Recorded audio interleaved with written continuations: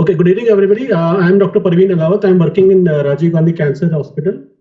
I am going to present the long-term results of a randomized control trial. The initial result of this trial was published in 2016 in Green Journal, and now this is the update of the trial published this year in January. The title of the study goes reduction of radiotherapy dose to the elective neck in head and neck squamous cell carcinoma. Excuse me, sir. Sir, can you share your slides, please?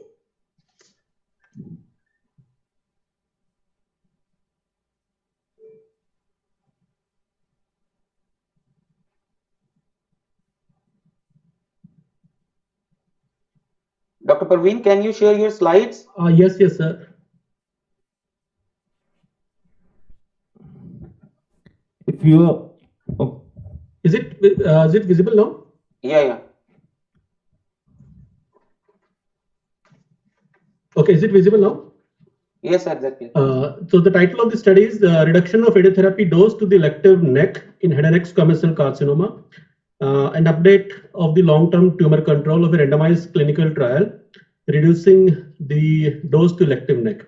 So we know that the treatment-related toxicities after radiotherapy or radical concurrent chemoradiation for head and neck cancer continues to be an important issue and sometimes difficult to manage.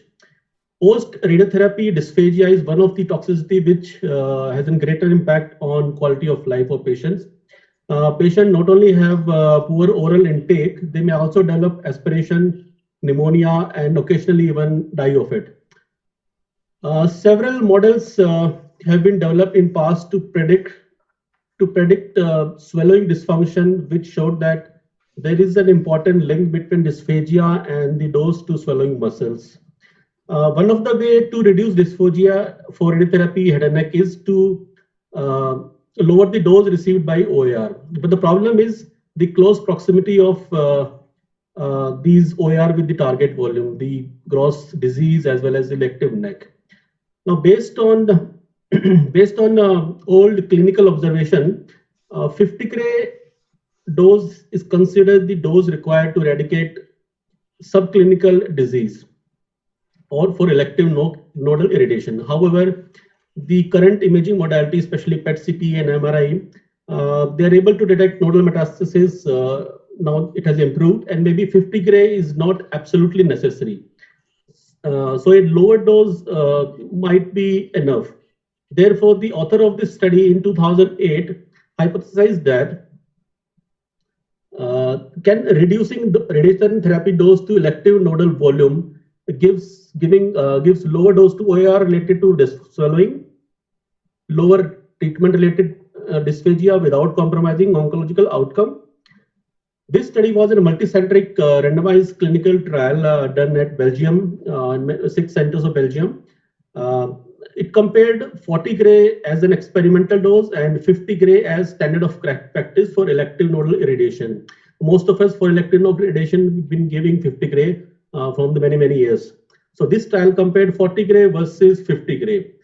The primary endpoint was dysphagia, and secondary outcome were oncological outcomes. In 200 patients were randomized in 6 centers from 2008 to 2011.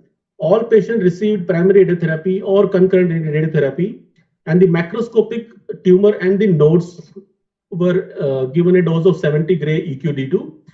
In the control arm, the elective neck was given a dose 50 Gray, and in the experimental arm 40 Gray.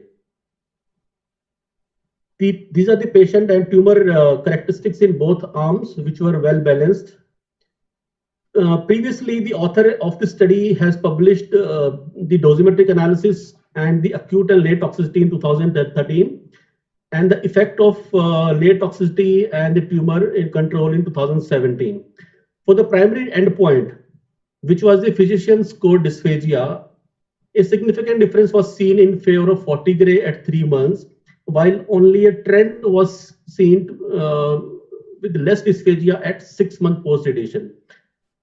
Now the author has reported on the 5-year oncological outcome, which I'll be presenting now.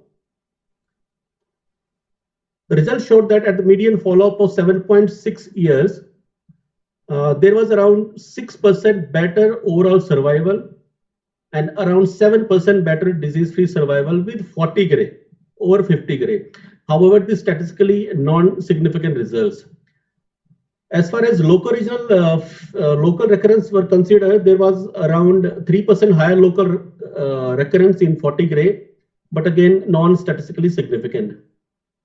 Now that we know the overall survival, DFS and local recurrence were comparable, now what about the regional recurrence and the local regional recurrence? In absolute number, there was more recurrences in the 40 gray than in 50 gray, but this again was not statistically significant. Then a strange result was seen that the distant metastases were doubled in 50 gray, but again non-statistically result. Now let us look at the location of regional recurrence. So there were 13 regional recurrence in 40 gray arm and 7 in the 50 gray arm.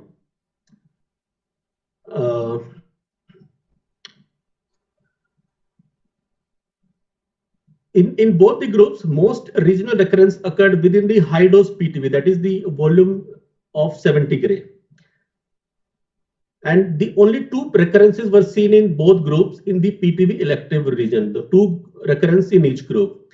In region outside PTV, that is not in the high dose, not in the elective, outside PTV, only 2 recurrences were seen in 40 gray and none in the 50 gray group. So these were the results. The conclusion from this trial is there is no significant overall survival difference in both the groups. Regional recurrences is higher in absolute numbers in 40 gray, but however, most regional recurrences were located in high dose PTV and few limited number of recurrences were seen in PTV elective region. And it is must to mention here that this trial was powered for the primary endpoint, which was dysphagia, but not powered enough to demonstrate non-inferiority, and hence the standard of practice cannot be changed to 40 gray. But the important takeaway from this trial could be only a limited number of regional recurrences were seen in PTV elective region. Thus, reduction of dose to the PTV elective region appears to be safe, and the result will need to be further supported by further studies. Thank you.